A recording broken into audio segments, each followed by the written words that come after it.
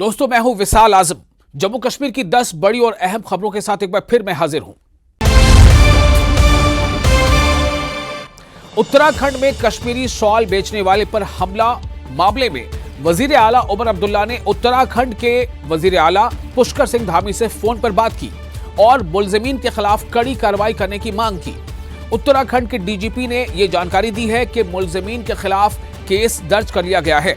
आपको बता दें कि उत्तराखंड में जम्मू कश्मीर के एक शॉल बेचने वाले जिसकी उम्र 18 साल बताई गई है, उसके साथ कुछ लोगों ने जदोकोब किया, उसे मारा पीटा और उसके बाद वो काफी जख्मी हो गया है। वो उसकी उम्र सिर्फ 18 साल है।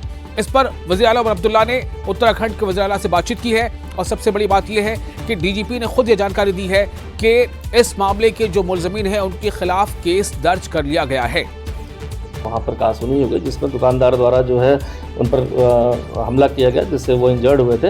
इंजर्ड के बाद उनका मेडिकल कराया गया। मेडिकल और तहरीर के आधार पर जो है मुकदमा सुसंगत धाराओं में दर्ज कर लिया गया है। जो इसमें मेन अक्यूज था अभियुक्त संजय यादव, उसको हिरासत में ले लिया गया और सुसंगत धाराओं में जो है इन्वेस्टिगेशन के बाद इसको न्यायिक इसमें रिमांड के लिए पेश किया जाएगा।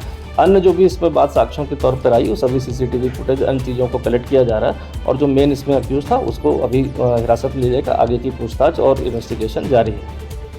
उत्तराखंड के विकासनगर में कश्मीरी नौजवान के साथ हुई मारपीट की पीपल्स डेमोक्रेटिक पार्टी के नेता तजमुल ने निंदा की है, यानी उस पर तनकीद की है। सैयद तजमुल ने कहा है कि उत्तराखंड के विकासनगर इलाके में कुछ लोगों के एक ग्रुप ने 18 साल के एक कश्मीरी लड़के पर मुबैना तौर पर हमला किया, जिससे वो गंभीर रूप से घायल हो गया है।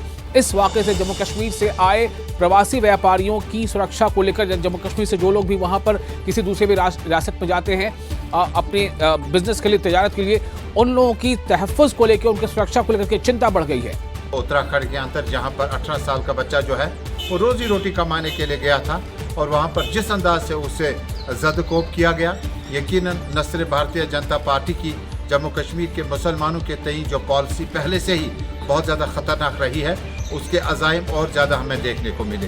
लेकिन बदकिस्मती से कि ये जो वाक़यात पेश आए, जिसमें हमने देखा कि नई दिल्ली, पंजाब, उत्तराखंड और बाकी जगहों पर जो जम्मू कश्मीर के वासियों के साथ बेइज्जती का सलूक पेश किया जाता है, हमें उम्मीद है कि जम्मू कश्मीर की सरकार जो है वो फौरी तौर पर फ़ौरन से बेशतर इस मसले को जो है केंद्रीय सरकार के साथ उठाएगी, गृह मंत्री और बाकी मंत्रियों के साथ उठाएगी। वज़ीर आला उमर अब्दुल्ला ने इंडस्ट्रियल एस्टेट बड़ी ब्रह्मना मुकीम JKEDI के कैंपस में मुनक़िद सालाना स्टार्टअप मेले में हिस्सा लिया। इस मौके पर उन्होंने नौजवानों को उद्यमिता यानी इंडस्ट्रियलाइजेशन की तरफ आगे बढ़ने के लिए उन्होंने हौसला दिया और स्टार्टअप कल्चर को मजबूत बनाने पर जोर दिया। इस दौरान वज़ीर आला ने कहा कि हुकूमत की पूरी कोशिश है कि जम्मू कश्मीर में एंटरप्रेन्योरशिप और स्टार्टअप का एक मजबूत और मुस्बत माहौल को परवान चढ़ाया जाए। उन्होंने कहा कि शुरुआत हो चुकी है, बुनियाद रखी जा चुकी है और अब उस बुनियाद पर मजबूत इमारत खड़ी करना हम सब की जिम्मेदारी है। कटरा में ऑटो रिक्शा यूनियन की तरफ से अपनी अलग अलग मांगों को लेकर चक्का जाम कर जोरदार मुजाहरा किया गया। मुजाहरीन ने नायब तहसीलदार कटरा को अपनी मांगों के बारे में एक मेमोरेंडम पेश किया। वहीं इंतजामिया की तरफ से मुस्बत भरोसा मिलने के बाद यूनियन ने अपना मुजाहरा खत्म कर लिया।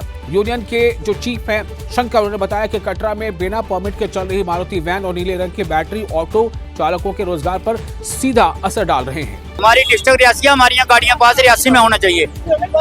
तो एक मसला हमारा ये है, दूसरा मसला हमारा बैटरी ऑटो का। बैटरी ऑटो इतना हो गया कटरा में, इतना जाम लग रहा है, पाँव रखने की जगह नहीं है, इतनी गाड़ी हो गई। मोर वाले इधर चल रहे हैं, रियासी वाले इधर चल रहे हैं, उधमपुर वाले इधर चल रहे हैं, शिब्बा बगानी के ऑटो इधर चल रहे हैं, डेरा पर के इधर चल रहे हैं। हम क्या करें, यहाँ हम कहाँ जाएं? पिछले कई दिनों से बिजली न होने के चलते राजौरी के दानीदार इलाके के लोगों ने सड़क पर उतरकर बिजली शोबे के खिलाफ जोरदार मुजाहरा किया। इन लोगों ने नारेबाजी की और कहा कि पिछले कई दिनों से उनके इलाके में बिजली नहीं है और इस तरफ शोबा कोई ध्यान नहीं दे रहा है। मेन रोड बाबा गुलाम शाह बादशाह यूनिवर्सिटी पे आके अगर हम अपनी माओ बहनों के साथ इस वक्त प्रोटेस्ट कर रहे हैं और धरने में बैठे हुए हैं, ये इस नलायक एडमिनिस्ट्रेशन की रिस्पॉन्सिबल है और पूरी तरीके से ये एडमिनिस्ट्रेशन फेल है। जहां आज हिंदुस्तान एक तरफ चांद पर पहुंच चुका है, वहां ये हमें 24 घंटे के अंदर हमारी लाइट रिस्टोर नहीं कर पाते। और बदकिस्मती की बात यह है कि कंसर्निंग डिपार्टमेंट का कोई ऑफिसर ऑन द स्पॉट आके यहाँ पे राजी ही नहीं है। 1 महीना हो गया, हमारे घर पे बुरी हालत है, ना लाइट है ना कुछ है, बिल इनके महीने के महीने आते हैं, बाकी कोई भी हर घर की चेक करो 2-2 हजार 1500 बिल आ रहा है, बाकी कार्रवाई कुछ नहीं हो रही। डोडा में लगातार 4 दिनों की भारी बर्फबारी की वजह से सड़कें बर्फ से ढक गई हैं और लोगों को मुश्किलों का सामना करना पड़ रहा है। इस बीच मकामी लोग एक बीमार मरीज अब्दुल लतीफ को कोटा टॉप से SDH गड्डो भलेसा डोडा तक लगभग 14 किलोमीटर तक काट पर ले जाने को मजबूर हो गए, जिस पर मकामी लोगों ने इंतजामिया से तुरंत सड़क की सफाई की अपील की है और कहा है कि वक्त पर बर्फ हटाने से तुरंत मेडिकल मदद मिल सकती थी। दो टाइम मशीन आई, लेकिन उसने कोई 200-300 मीटर डिस्टेंस जो है वो वहीं तक अपने घर तक किया साफ, उसके बाद ऊपर वो आई नहीं। बाद में हमने एक्सीडेंट साहब को भी कॉल किया, AEE को भी कॉल किया, लेकिन मशीन सिर्फ वहीं से वापस आई, ऊपर आई नहीं।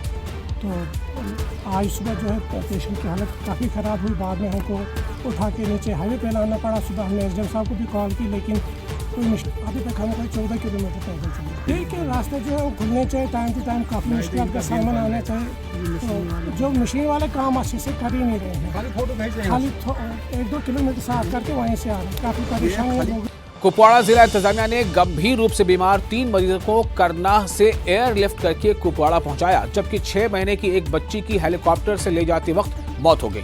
बता दें कि एयरलिफ्ट करने के बाद मरीजों को आगे के इलाज के लिए जिला अस्पताल ले जाया गया, जहां एक्सपर्ट डॉक्टरों की देखरेख में उनका इलाज चल रहा है। जिला इंतजामिया के इस कदम की लोग तारीफ कर रहे हैं। वहीं इंतजामिया ने भरोसा दिलाया है कि मुश्किल हालात में लोगों को हर मुमकिन मेडिकल सहूलियात मुहैया कराई जाएंगी। गुलमर्ग में मरकजी हुकूमत के Indian institute of skiing and mountaineering में तीसरा स्कीइंग कोर्स कामयाबी के साथ पूरा हो गया। देश भर के एथलीटों ने इस कोर्स में हिस्सा लिया और प्रोफेशनल ट्रेनिंग हासिल की। समापन समारोह में सेना के हाई एटीट्यूड वॉरफेयर स्कूल के major general Puneet Doval SM मुख्य अतिथि थे, यानी मेहमान खुसूसी थे। उन्होंने टॉप पोजीशन हासिल करने वाले एथलीटों को एजाज से नवाजा। त्राल के आरिपुल इलाके के गटरू गांव के लोगों ने लोकल सरकारी मिडिल स्कूल में जगह की कमी पर चिंता जताई है। उन्होंने कहा कि सरकार को नई स्कूल बिल्डिंग बनवानी चाहिए। साथ ही उन्होंने कहा कि नई स्कूल बिल्डिंग पंचायत घर के पास बननी चाहिए। इसके अलावा उन्होंने मांग की कि प्रपोज्ड पुल उसी तय जगह पर बनाया जाए, यानी मुजव्वजा पुल उसी तय जगह पर बनाया जाए जो गटरू को बांगदार इलाके से जोड़ता है और उसे किसी दूसरी जगह शिफ्ट न किया जाए। किश्तवाड़ के किथर गांव में इंसानियत और इंतजामिया की तत्परता की वजह से एक काफ़ी जो है काबिले तारीफ कदम सामने आया है। गंभीर रूप से घायल मीर हुसैन को जिला इंतजामिया ने खराब मौसम और भारी बर्फबारी के बावजूद एयरलिफ्ट कर सुरक्षित उपचार उपलब्ध कराया, यानी इलाज मुहैया कराया। वहीं डिप्टी कमिश्नर पंकज कुमार शर्मा और तहसीलदार तेजेंद्र शर्मा की क़यादत में इंतजामिया मकामी लोगों और सेना के कोऑर्डिनेशन के साथ सबके मिलने जुलने की कोशिशों के साथ GMC डोडा में उसे भर्ती कराया, जिसमें गंभीर रूप से घायल शख्स की जान बच गई। मीर हुसैन नामी एक शख्स जो है 3 मंजिला अपनी इमारत से गिर गया और जिसको शदीद वो जिस्मानी चोटें आ गई।